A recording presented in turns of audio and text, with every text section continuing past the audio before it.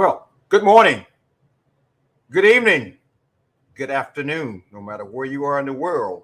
It's still a new year and it's a new you. We are still almost half done with 2022, but yet it's still a new year. It is still a new you because of the mindset. And you know what my 2022 mantras are? Absolutely. The year of no excuses. You and I, we must inspire until we expire.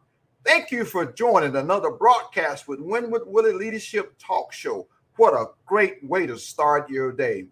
What you and I do not see, what most of us never suspect of existing, is a silent but irresistible power which comes to the rescue of those who fight on in the face of discouragement.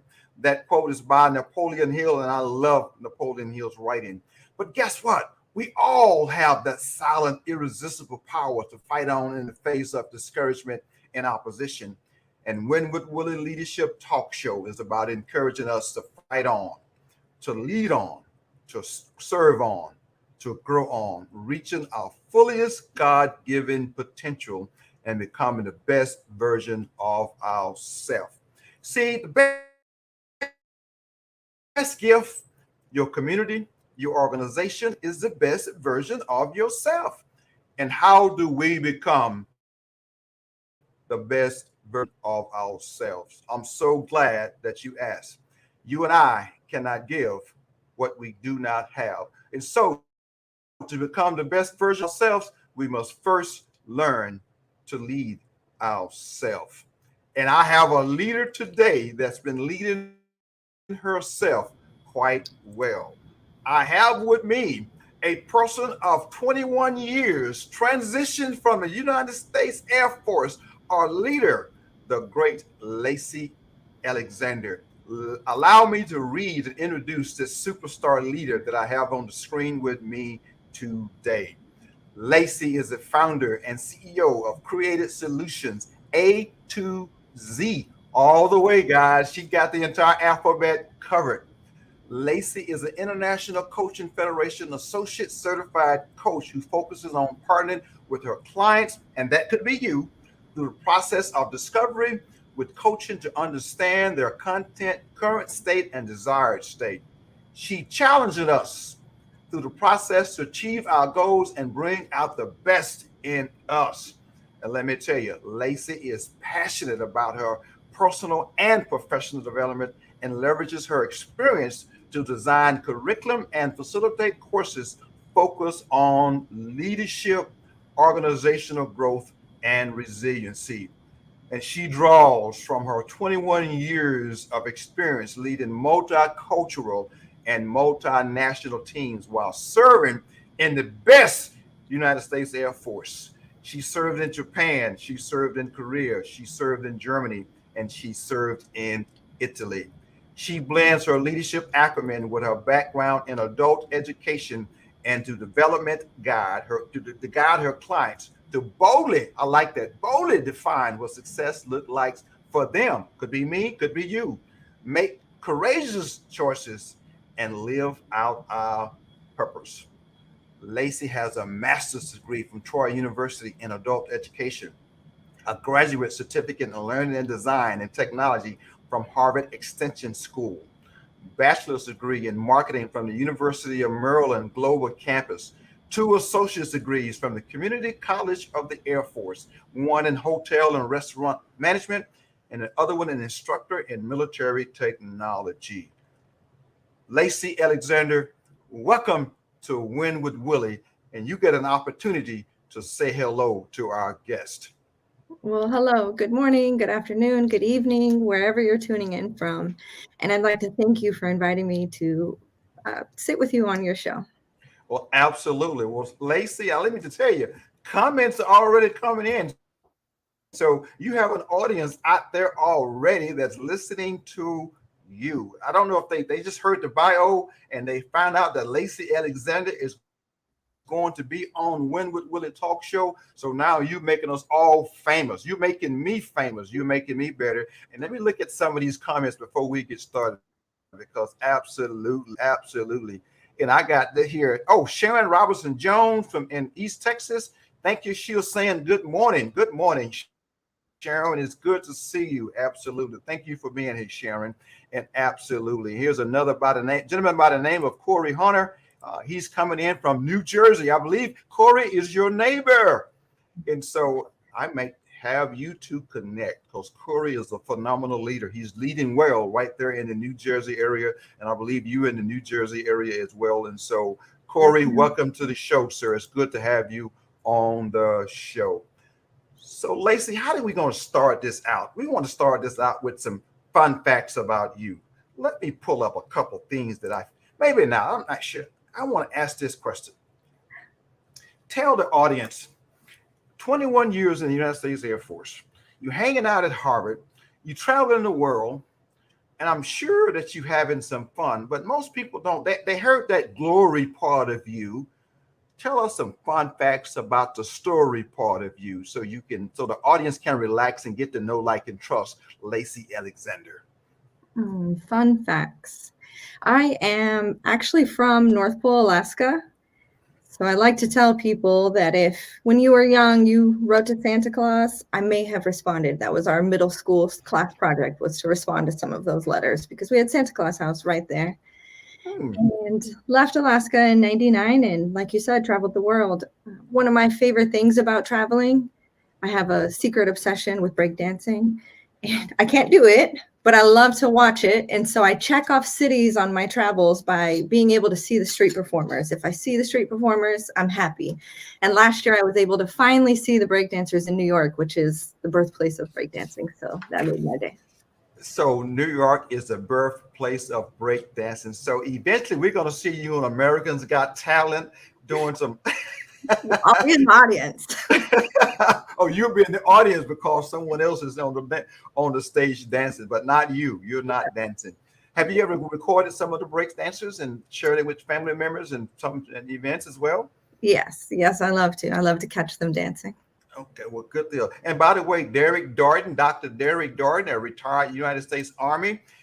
Dr. Derek Darden, a great friend of mine. He's watching the show. So, Derek, good morning to you, sir. Derek he's retired U.S. Army, and now he's getting ready to retire as a DOD civilian. So he's another young man out there that's doing some amazing things. So Derek and I have collaborated on a book. I did the foreword for one of his books. And so he was one of those guys made the transition from being an E to an O. Well, he became a warrant officer in the United States Army.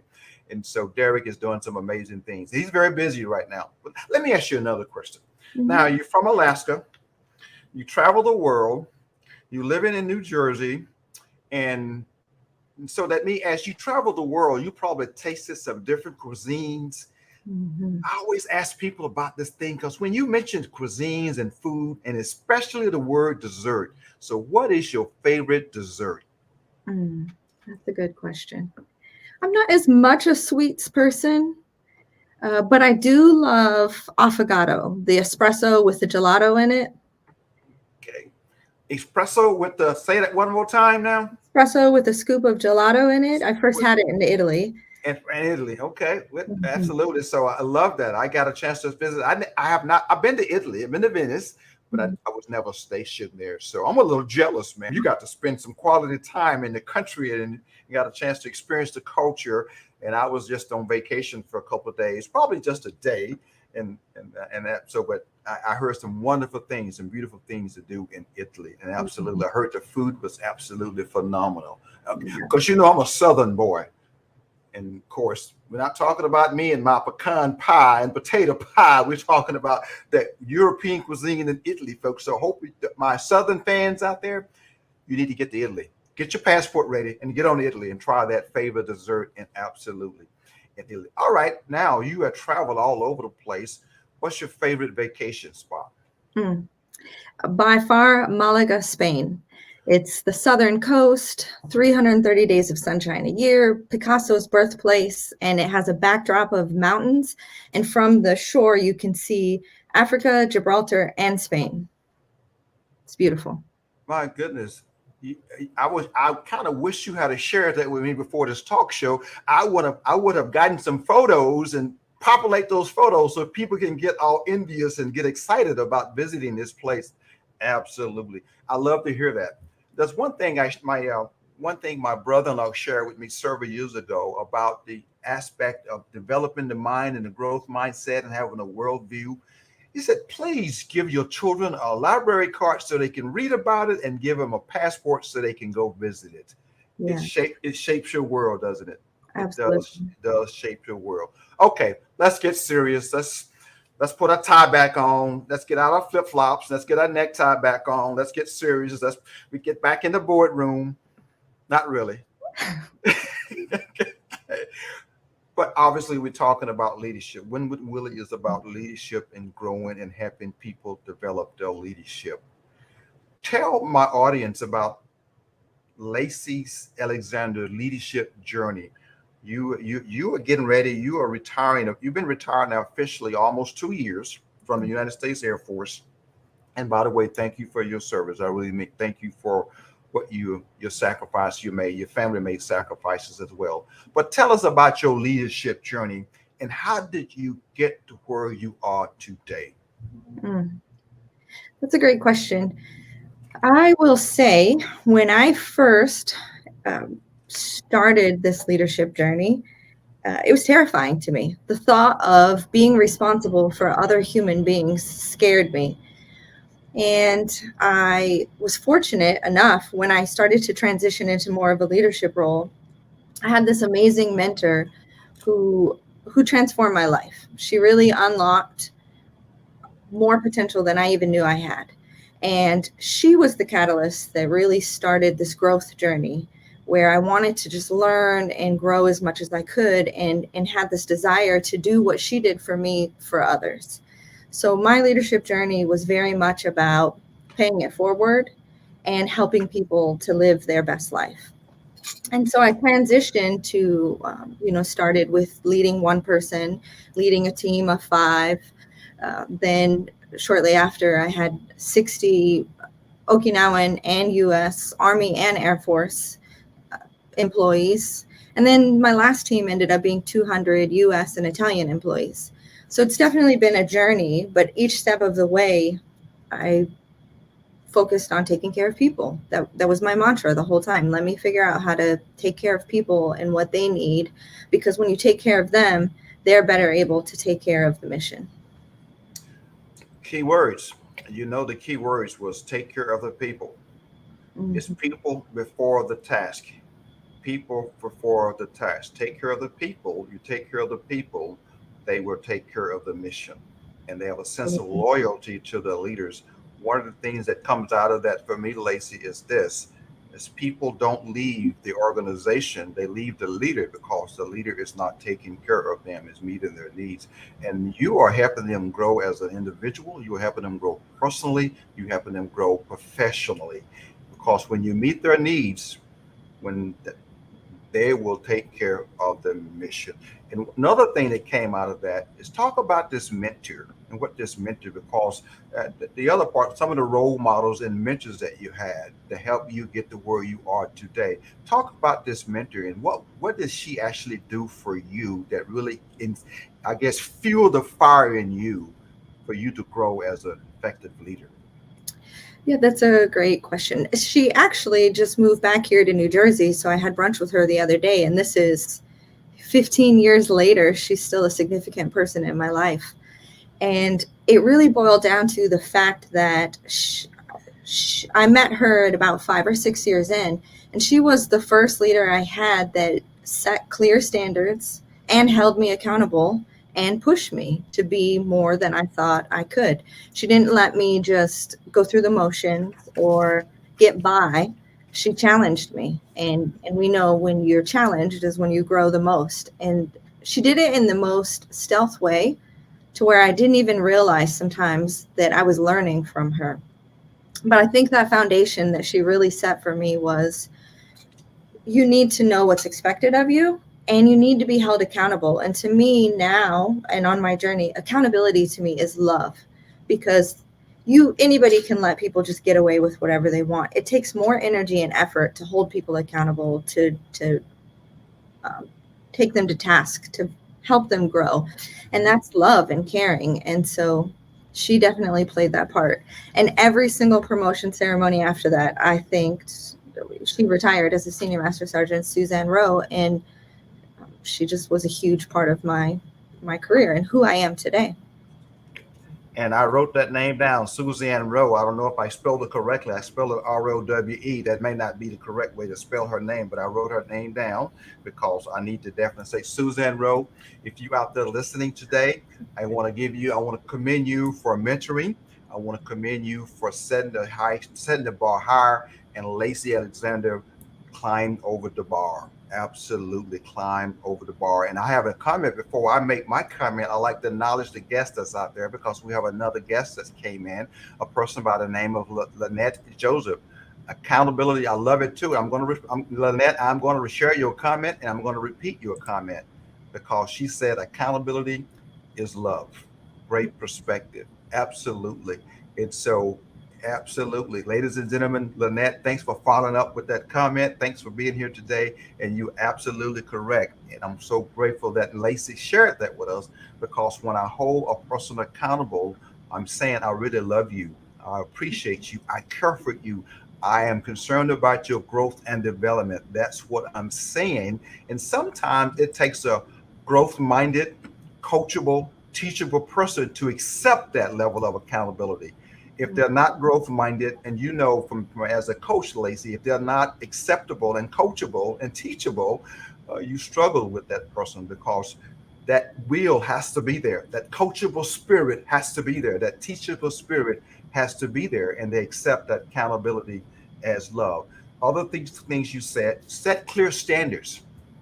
Be clear what those standards are and hold you accountable. And you said another word as well. I'm paraphrasing, but she did it in such a way you didn't even know that she was doing it. Kind of Steph mode, as you said, as you described it as a Steph mode. And you mentioned Suzanne Rowe. So I'm I'm going to reach out and find that person because I need to give her credit because you got a chance to say thank you for what you have done for me or what you're still doing for me. But let's talk about your role as a woman in the United States military and a woman in leadership. You and I talked about this a little bit and kind of laid a foundation, is the aspect of women in leadership. And I want you to kind of talk about that from your perspective as a woman in leadership, in that leadership role in the United States military, and even to what you're doing today. Mm-hmm. Yeah, that's a great question. The military is a male dominated industry. And so as a woman leader, I feel like there are some different challenges, especially when it comes to being your authentic self as a leader. There are these perceptions of what leadership looks like that aren't always inclusive to how people tend to lead authentically. And I know in our conversation prior, we were discussing how even some of the feedback that we tend to receive is a little bit, there can be some bias in it based off of personality traits versus performance based. But so my journey as a leader, especially as a woman, was trying to find my groove and how I fit in and how I can best serve my people. Made plenty of mistakes trying to figure out who I am along the way. And then finally finding that confidence to just own, this is who I am. And it actually took some time. It wasn't until I read the book Lean In by Sheryl Sandberg, the COO of Facebook, that I started to recognize some of those microaggressions or some of those differences and really just own my power in who I am authentically as a leader. And it really transformed how I showed up. Okay. Absolutely. How you showed up. Transform your thinking. It's not about my perceptions, but it's about you being authentic. So is what I'm hearing. And so my challenge, and I think the message, so what if I can paraphrase some of your message to the women leaders that are considering themselves and may feel inadequate, they need to transform their thinking and show themselves authentically. And the name of the book, I'm going to quote that name of the book, give that book one more time, and I'm going to put that book in the comments so my audience can absolutely purchase that book. And so let's put that book, give me the name of the book one more time, and I'm going to create a banner for it. It's Lean In. Lean In By Sheryl Sandberg. Okay. Okay, and I think I'm from. I don't have the book, but guess what? I want my audience, Sale Sandberg, and I'm just going to put the name in there, and we'll see what happens here. So, ladies and gentlemen, audience out there, we're having a call to action right now. She's not challenging us, but we want you to help transform your thinking. Sometimes, as a coach, you need a guide, and Cheryl Sandberg could be your guide to being your authentic self. So, let's create that banner right quick and add that to the platform. Is that it? Lean in. Yeah. And if that's not spelled correctly, you can Google it and you can spell it correctly. But you got the point that allow that type of content to Mhm. help guide you, to Yeah. help formulate your thinking and learn to lean into you Yeah. and you be authentic. You be authentic as well. Some other mentors that you may have had, that role models, female role models that you have had that really laid a foundation that you wanted to emulate, that you saw in front of you and they eventually walked alongside you. Talk about that for a moment. Mhm. That's a that that was part of this life-changing experience, actually, because like you said, uh, bringing in that kind of content in your life changes your perspective. Prior to 2014, I had advocated for a lot of different demographics, but never really advocated for women because we did get equal pay in the military, things like that. I could get promoted, but it wasn't until I had a mentor. I was an instructor in Germany, and she was our commandant, our leader. And she was a part of a group in Germany, Let's Connect. It was a women's mentorship organization. And while I didn't get to participate as much as I would like to because I was teaching most of the time, just the very existence of an organization like that in that environment was mind changing for me because Mhm.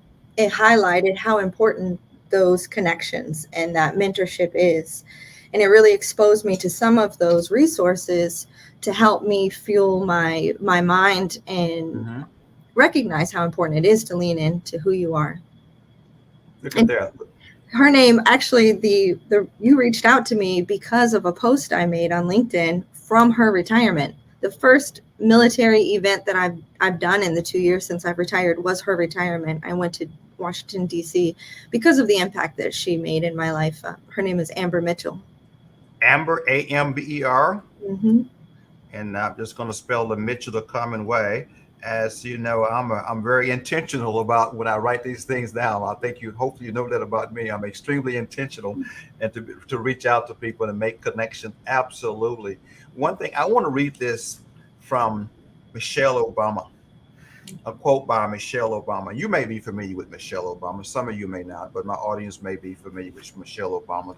She said, "No country can ever truly flourish if it stifles the potential of its women and deprives itself of the contributions of half of its citizens." And Hmm. absolutely, women are absolutely significant and important. We can never grow to our full potential until we all flourish. Hmm. Until we all flourish. And you did say this, that women in the military, of course, equal pay, equal rank, all the above. In the civilian sector, that's still not the case. I want to say it's probably 85 cents on the dollar compared to what some men making, that women are making about 85 cents on the dollar. Men are making 100% on the dollar, and women are making 85% on the dollar. So we still have a way to go. Hmm. And but the other part of that, what you said, I liked about what you said, lean in, get to know who you are, get to know who you are. And that being said, let's talk about, since I come to the table, you come to the table, but guess what? What type of characteristics are you looking for in leaders? Your expectations of a leaders. What are the characteristics? Regardless of the gender, what are you looking for? I think I think an important aspect of leadership is the soft skills that leaders bring to the table, the empathy, the emotional intelligence, the ability to build trust and respect, the ability to create that psychological safety so people can open up and be their best selves, the collaborative environment, all of those things that are sort of intangible but create the environment where people can be creative, innovative, have an opportunity to problem solve, to speak up, to advocate for themselves. And so those soft skills to me are some of the more important skills in leadership. And interesting enough, after our conversation, I went and did some research because we had discussed how sometimes feedback will be, there's a disparity between the feedback women receive and men receive, where one research study I read said that women receive negative feedback on their personality 76% of the time in reviews, whereas men would receive that only 2%, which doesn't seem like a big deal, right? But the long-term implications roll into promotion and progression, where when you enter the workforce, it's about 50-50 men and women. But then when you look at the leadership, it gets down to about 29%. And so some of that disparity in feedback during the performance reviews actually rolls into that. And it's simple things like word choices, where a woman might be rated as indecisive, but a man will be rated as thoughtful in his decision making, or we're abrasive where a man is assertive. We could be bossy where a man shows leadership skills, or emotional versus passionate. It's these simple word choices that until you start to lean in, and it wasn't until I read that book that I started to recognize some of those differences, even in the feedback that I was receiving, which then gives you that power to be able to call it out or ask more clarifying questions. Well, how can I tangibly take action on this feedback? What would you like to see for me to do? Absolutely. And then, of course, follow up of that, there's those microaggressions that comes out of that, those biases, assertive versus emotional. All of those word choices are, and it comes from our unconscious biases. Comes out of that, come a level of thinking and our expectations in our relationships as well. So absolutely, ladies and gentlemen, men leaders out there, hopefully you're hearing that, you're doing feedback. Write down some of those words that she just shared. Most importantly, I believe that content is inside of that book. And so lean in. So make sure you go and purchase that book. I am definitely going to purchase that book. Most likely, I'll probably purchase it today. That's what I do. That's how intentional I am as well. So I want to share this as well. I want to kind of come up with this right here. And it talks about what you do as a coach, because I'm not sure, are you coaching men and women? Are you coaching, what is your coaching niche? And then kind of tell my audience, why did you decide to become a professional coach, and how it's helping you, and not only, but it's helping your clients?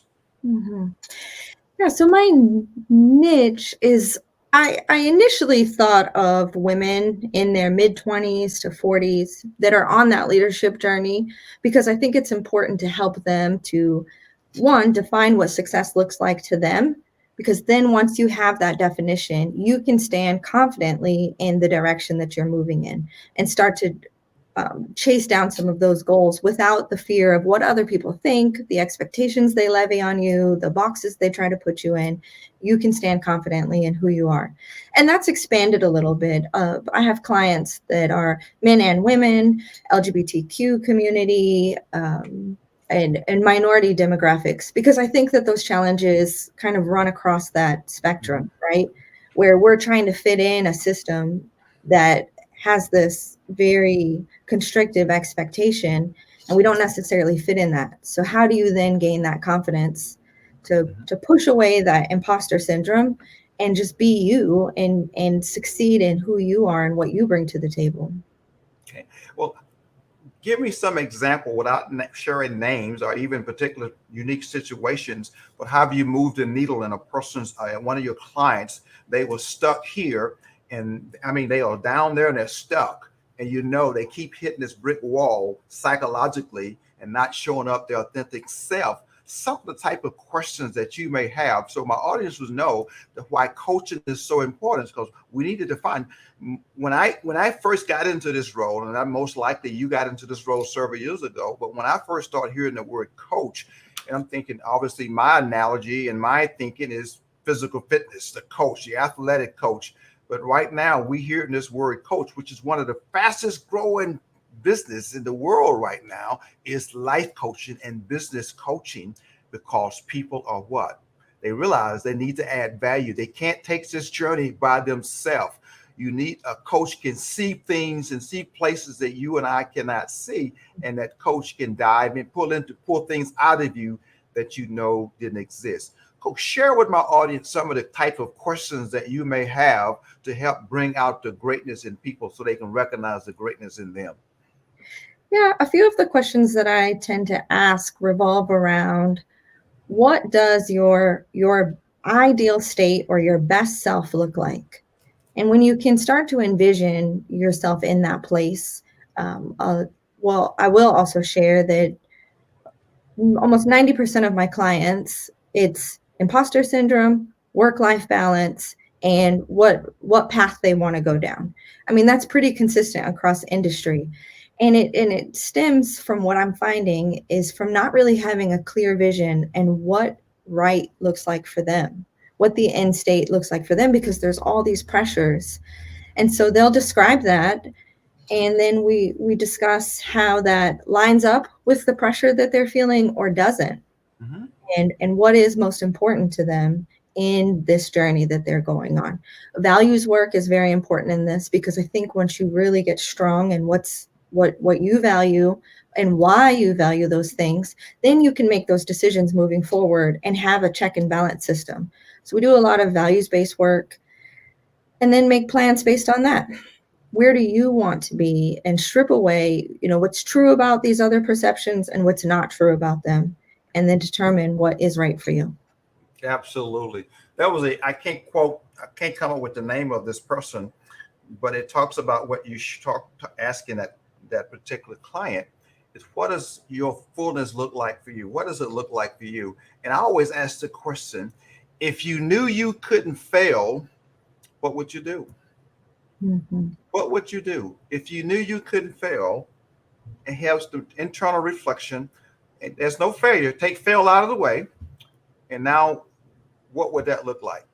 And of course, they, as Paul's reflection, the value base, start their character, their courageousness, all those different things start coming out in that type of questions. And now you just follow that track. Mm-hmm. What? Let me ask you this then. I ask my clients sometimes is that I want them to ask me, who, Jeff, who is your coach? So I asked the question to Lacey, Mm-hmm. who is your coach? You don't have to give the name, but do you have a coach? Yes. Well, I've actually had a few. Okay. You asked earlier how I got into this coaching journey. I was assigned a mentor when I went to transition from the military. There's this great program, American Corporate Partners, and you fill out a questionnaire, and they really match you to Fortune 500 mentors.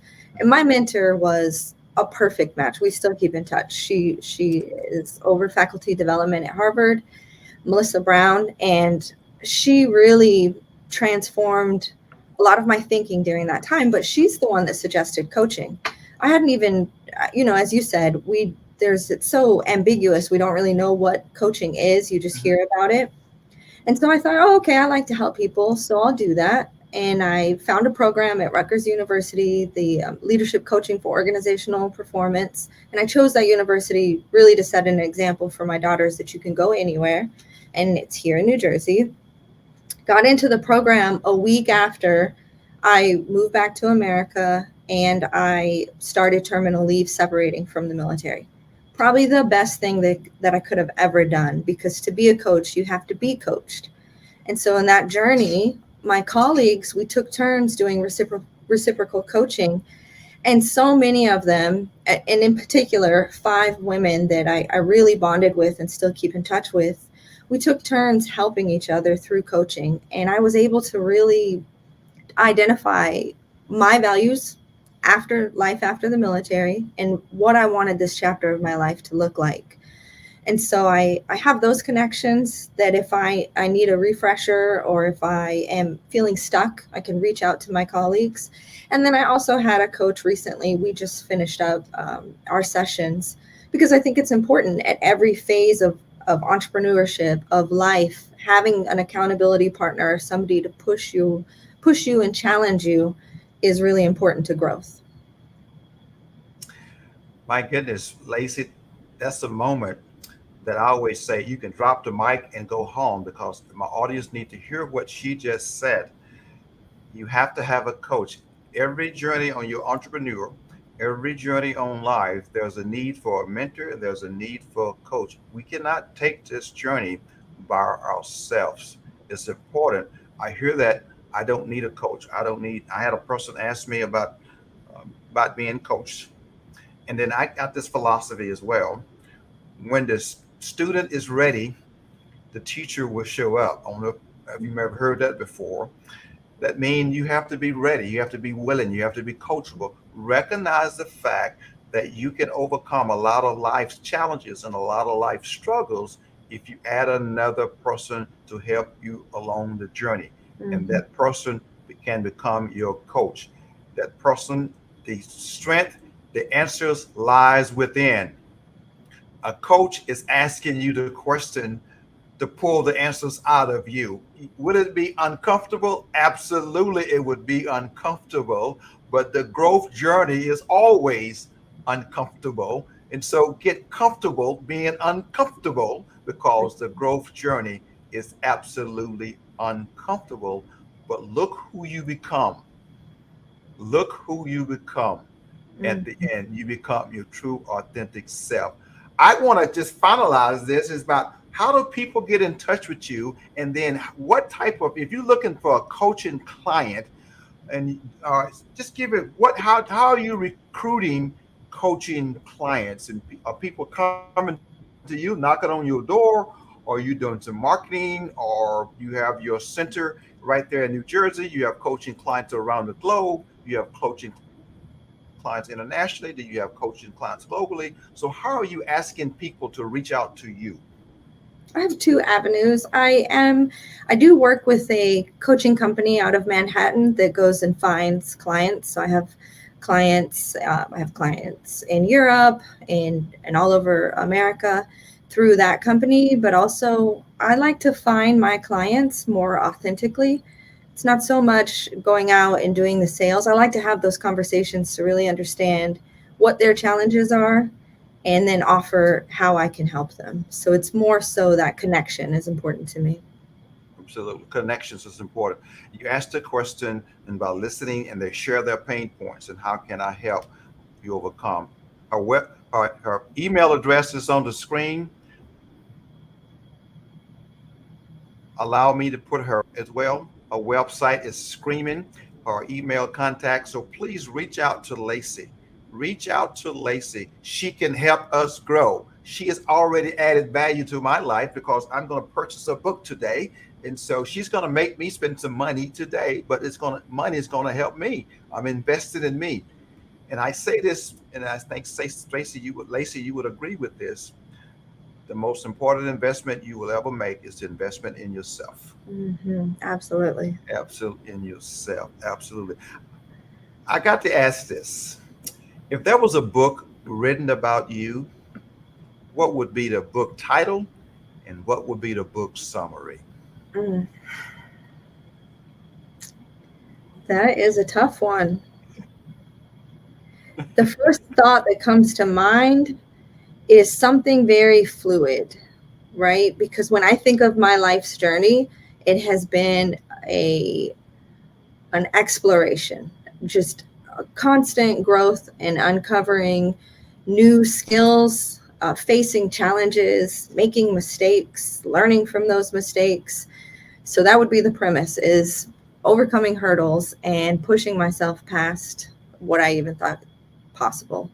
So it would be something very fluid, because I'm definitely surprised when I look back at my journey of where I started, where I come from, to how I ended up here and where I'm going to go. And another key word, she just said another key word, ladies and gentlemen. Where are you going to go? Keep that part of your vision. Make sure you're staying in the windshield and looking through the windshield. Where are you going to go? Significant. Stay out of the rearview mirror. The rearview mirror is a moment to reflect, but make sure you put your eyes back on the windshield and look forward. And Lacey can help you and I do that. She can help you. So reach out to Lacey. reach out to Lacey.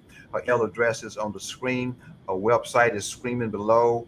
Reach out to Lacey. Lacey, I just want to thank you for being here today. Can I give you a hand clap? I will give you a hand clap. Audience, give her a hand clap because she has shared some great information to help us grow. Coaching is important. Leadership growth is important. Absolutely. When I'm working with my leadership clients, I'm just asking questions and allow them to come up with the answer. And I keep asking questions. He'll say, Jeff, this hurting. Absolutely. I'm glad you're hurting. Now let's grow. Absolutely. Yeah. I'm going to ask my audience out there to make sure you subscribe to my YouTube channel. I'm going to give you a link right now for you to see right there, my link tree. Go to that. You can pick up my YouTube channel. You can pick up my upcoming webinar. You can pick up my leadership development letter. You can pick up my life coaching letter. You can pick up my personal development letter. All those different things and all those products are available to you. They're no cost to you, but they're an investment in you. And I want you, men and women, to do so because part of my mantra and my motto is serving and adding value to you, helping you become the best version of yourself. So, Lacey, thank you so much for being here today. It has been absolutely wonderful, and I'm looking forward to having you back on the show again so you can just share all the great stuff that you are doing. So, ladies and gentlemen, guess what? It is time to sign off of the show, but I want you to sign on in life because the best version is yet to come. And the best gift you can give your family and the is your best version of yourself. The best gift you can give your community is the best version of yourself. The world is waiting on the best version of yourself. So, good day, good night, good evening, and good morning. And I will see you next week on another broadcast of Wind with Willie Leadership Talk Show.